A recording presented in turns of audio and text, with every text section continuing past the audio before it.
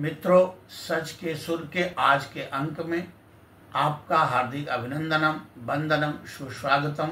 मैं हूं राकेश कुमार मिश्र। मित्रों, आज हम आपके साथ मालेगांव बम ब्लास्ट का जो फैसला भी आया हुआ है उस संदर्भ में, उसके अंतर्निहित भगवा आतंकवाद के संदर्भ में आपसे अपने विचारों को साझा करना चाहते हैं। मित्रों, 29 सितंबर 2008 की शाम 9:35 पर महाराष्ट्र के मालेगांव में एक बम ब्लास्ट होता है जिसमें 6 लोगों की मृत्यु हो जाती है और 101 लोग घायल हो जाते हैं। ये बम ब्लास्ट जो हुआ उसमें ये अभियोजन पक्ष ने एक आरोप लगाया, यह ब्लास्ट जिस मोटरसाइकिल से हुआ है वो साध्वी प्रज्ञा सिंह ठाकुर का है और इसके साथ ही साथ लेफ्टिनेंट कर्नल पुरोहित के आवास पर आरडीएक्स है जो बम बनाया गया, जो बम इसमें रखा गया और जिससे ये बम ब्लास्ट हुआ। तो मित्रों, 29 सितंबर 2008 के बाद 31 जुलाई 2025 को एनआईए की स्पेशल कोर्ट ने जो फैसला दिया है और इसमें साध्वी प्रज्ञा सिंह सहित 6 अन्य अभियुक्त बाइज्जत बरी हो गए हैं और कोर्ट ने इनको बाइज्जत बरी किया हुआ है। आप देखें, जब ये घटना हुई तो उस समय हमारे देश के गृह मंत्री पी चिदम्बरम जी थे।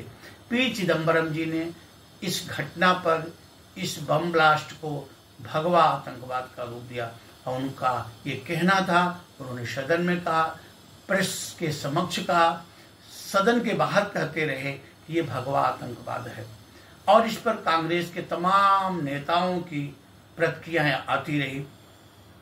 अभियोजन पक्ष के बारे में जज साहब ने कहा कि अभियोजन पक्ष की दलीलें तथ्यहीन रही, ऐसा कोई साक्ष्य नहीं प्रस्तुत कर सके जिसके द्वारा साध्वी प्रज्ञा सिंह ठाकुर और लेफ्टिनेंट कर्नल पुरोहित को इसमें दोषी माना जाता।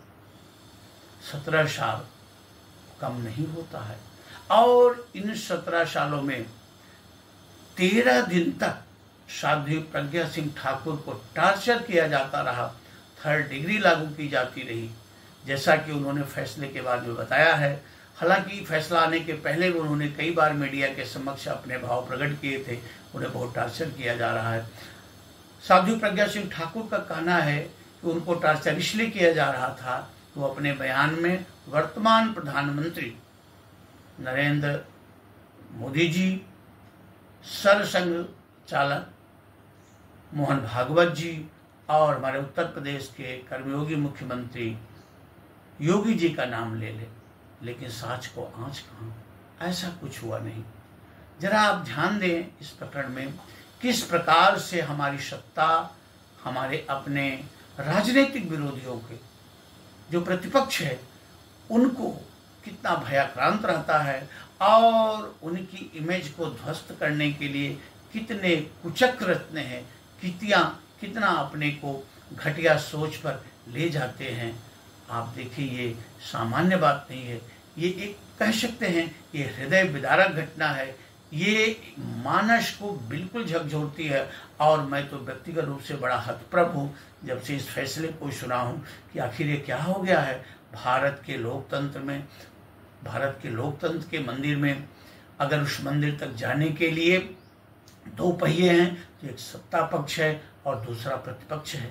कैसे ये लोकतंत्र का मंदिर पवित्र रहेगा, कैसे ये लोकतंत्र का मंदिर सज्ज रहेगा और इस लोकतंत्र के मंदिर से कैसे सामान्य मानव की सेवाएं पल्लवित पुष्पित होती रहेंगी।